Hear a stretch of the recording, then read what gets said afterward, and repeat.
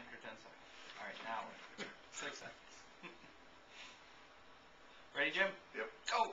Okay, we're back on the Ground and Pound show, and we're joined by Dan Niederschulte and Jeff Harrison from Combat Elements MMA. Hello. How you doing, guys? Very good. We've also got reporter Jen Wolf in the house, and her husband, MMA fighter Tony Wolf. Pretty good. And Fresh off a nice win not too long ago. I don't know about nice, but it was a win. You know, it was hard fought. I'll take it. It was hard fought. We've also got Dan on the filming for us here, and of course the host Andy Clearman. Hello, hello. And yeah, you're talking about Tony's match at Sudden Impact 8, and Elijah Neese one more time. That Damn, kid- Elijah's tough, dude. That kid's tough. Ain't no doubt about it. Ain't no two ways. I would have really liked to This is see tough. him in the Samir fight. Now that I see him, I don't think it'd have been worth. really, you know, No. with as He's much got heart heart. as that The kid's kid's got heart. he never But it needs gave it up. legs. Your heart is not in your legs. Yeah. Samir would have taken them legs. Yeah, Beat him up. he's got heart. He took, Tony was, had the staph infection, and that was probably, somebody's looking over Elijah, because Elijah's a tough guy, but he keeps stepping up a little bit above, I think, where he belongs, including Tony. The problem with being a tough guy is you'll take a lot more abuse than you should sometimes. Yeah, it shortens your career, man. Samir He's has Forrest Griffin of Right. He's the Forrest Griffin of local MMA. There you go. We're gonna start calling him Just a Forrest. dog. His trainer came to me after the fight, and he literally said, "I'm glad it was you and not Samir." He goes, "Because we would have never made it." He was honest. But you with stamina also would have been just a nightmare for him, Yeah, well, I know. It was bad enough as it was. Well, I taught myself a lot of lessons this fight. For one, I thought I was ready, and I guess I wasn't.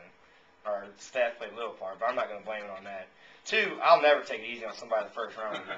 Ever. I had him in a dominant position. I could have just been pounding on him, and I was nice, and I didn't. He caught me. I mean, I will never do that again. The only way I fight again is we go all out or we go none. What? Just a Well, you know, and everybody keeps saying Eli was the underdog. I mean, yeah, he did have 10 pounds.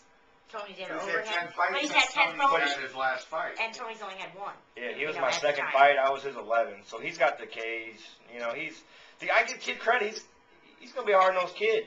Learn a ground game, because I honestly could have controlled him the whole time. Even when he mounted me, I rolled him right over, put him back in my guard, dead tired. So he just needs to work on his ground. Is a big deal. Because I caught him in an armbar, could have got him 6-7 times with it. And he keeps pushing up. He's got to learn his ground. Something I learned about you, though, in this fight is you got a hell of a jab.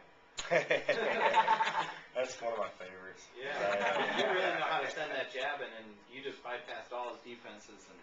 It's a great disruptor, isn't it? It sets the tone. People forget about it, man. I think it's the most important stand-up technique there is myself. I mean, it sets everything up. I messed up my wrist my first fight, so I really started working on how to key and not to do it again. And I'm going to put a shout out to Johannes Flagger, my brother-in-law, because he's been working with me, and he's actually the one that got me working that jab like that.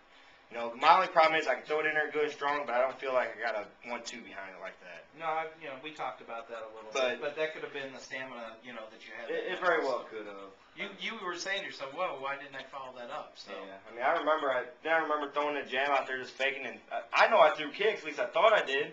Maybe I just played them over in my head of doing it. I don't remember. Well, just to let everybody know, we compiled everything, and the new rankings are up. And Elijah at 170, he ended up coming in ranked number 15. Good. So he ended up catching himself into the rankings because before that fight, he'd won 4 in a row. Right. I mean, he's a kid that started out 1-5, and then kind of figured it out and won 4 in a row. And so he has been getting better and wanted to step up and test himself against a really good fighter. And it was going to be Samir, then it ended up being you. And he learned he fell a little bit short. But he was also, he gets back down and stays at 170. His downfall will be he's such a good kid. He's so enthusiastic that he'll take those fights that aren't. I hope after this now, they look at where to match him perfectly and keep within his weight and let him grow at his pace. Here's another thing I feel with him is he's a taller kid. I feel he can make 55, and I think he'd be awesome at 55. He needs to work on a little bit more speed for 55, but he's got a good little punch to him. I don't know. He'd be a real big 55. He'd be a good size 55er. Yeah, I mean, he really would. And he won't be bad at 70. I mean, you know, No, because he can take the punch, you know. I respect guys that fight above their athletic ability, and that's not a knock on him. There's some guys that are great athletes. He's a good athlete, you know, and when you can hang with guys that are even better athletes and you make it a great fight, you do that on heart and technique, you know, and Right, he's working on his technique, so he did it all on heart, you know. He's got. He can take more You can't damage train than that. most. That's You for sure. can't train that. Right. There's guys that have great ability and gifts, and they never get that. But where's Samir sit on the at the 170? I believe he's fourth. I don't have the rankings in front of me, but I think Okay. you've got Lance. So there's Benoist, like 10 people. Quarters, yeah, you got There's Lance. 10 people in front of Samir he probably should fight. You got Cordes is number 2. You got Lance Benoist is number 1. Cordes is number 2. Weston is number 3, and I think Smear's 4, or vice versa. Well, I That's got 3 or 4. 2 guys I put with him, and that's Matt Ryan and I believe his last name. You had to ask me. I don't remember. Guy from my gym, I can't remember his last name, but they're both great 170s, and I'd love to see that. So. Now, what are you gonna do? You gonna stay at 85, or are you gonna move down to 70? I want to go to 70. That's my long-term goal before I get wanna too wear far. 32-inch jeans again too, Tony. I don't want to say my long-term goal. You got a wrestling background. You could probably get there. I don't have a wrestling back. I only wrestled He for can 2 get there. months. He's got it But to I got- lose. Thanks. I'm not being ignorant. I So, see this all the time. I can look at somebody and say, they've got it to lose, they don't have it to I lose. get down. I feel I get to 70. I feel I can walk around at 80, 85, and cut to 70 easy. I really do. Jen, do you do most of the cooking? Yeah. You're gonna get to 170. Lots of baked chicken, honey. That's good. His favorite thing to eat. Knows he's in You got 2 trouble. young boys in the house, though. There's gonna be snacks in there. You know, you can raid the refrigerator and.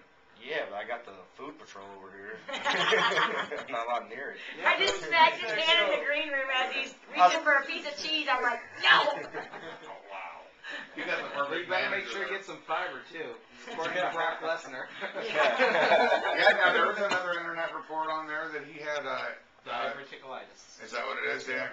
Okay, because they weren't saying what it was, and I know he had And I couldn't say it surgery. twice. Correct. And what is that? It's something in the small It's a intestine. or- bacterial infection. Mhm. They chop out a little piece of your intestine and move on. It's very rare though if that you even have to have that. surgery. I mean, If yeah, you have to have it's- surgery, it's bad. Right. Right. Yeah, it's pretty rough if they have to cut you open. Mhm. So.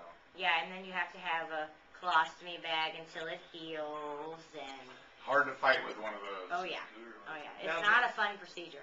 The question, at least one of the reporters on MMA Torch was asking today, or he was commenting, is that performance-enhancing drugs, does Brock Lesnar use them? Would I say, does he use them? I would say, hell yeah. I mean, look at him. He says he He's got never no has. neck.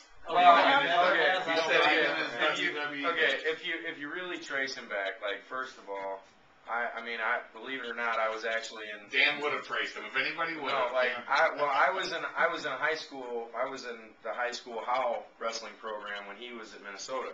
His first year at Minnesota, I was actually a sophomore in high school. We all went to the Ohio wrestling camp together. What do you weigh, 225? He kicked the holy shit out of me for like a good 3 days. I mean, I said, excuse me, sorry, and that was the extent of our conversations. But the thing is, I mean, I can tell you, the dude got unnaturally bigger from the end of college through. He was like 2 1/4, wasn't he then, or 235? Yeah, I mean, he was probably 240. I mean, but you know, that People don't look like that. when you, yeah, I mean, 40 pounds of look, muscle it's- was a lot to gain. the thing is, right? If you look at it, it's real simple to see if you're familiar with how steroids affect.